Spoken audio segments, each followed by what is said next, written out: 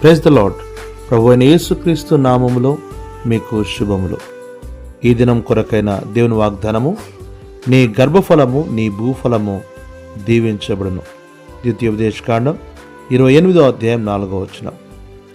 గర్భఫలము భూఫలము ఇవి రెండు మానవ మనుగడకు ఎంతో ప్రాముఖ్యమైనవి.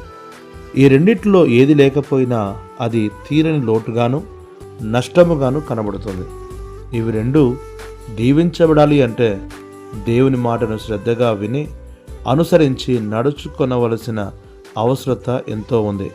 నేటి తరములో గర్భఫలము భూఫలము కొరకు పడరాని పాటలు పడుతున్నారే కానీ ఇవి రెండు అనుగ్రహించు దేవుని మాటను వినుటకు సిద్ధంగా లేరు. ఇది ఎంతో విచారకరం. గర్భఫలము నీకు సంతానాభివృద్ధి కలిగిస్తుంది. భూఫలము ఈ లోకంలో సుఖముగాను ఘనత కలిగి బ్రతుకుటకు సహాయపడుతుంది. గర్భఫలము యెహోవా ఇచ్చు బహుమానమైతే భూఫలము నీతి సమాధానములతో కూడినది. ఫలించుమని భూమికి ఆజ్ఞ ఇచ్చువాడు ఆయనే. కనుక వాక్యమునుచున్న ప్రియులరా, ఏవి నీకు అవసరమో దేవుడు ఎరిగినవాడు. అవి తప్పక నీకు ఆయన ద్వారా అనుగ్రహించబడును.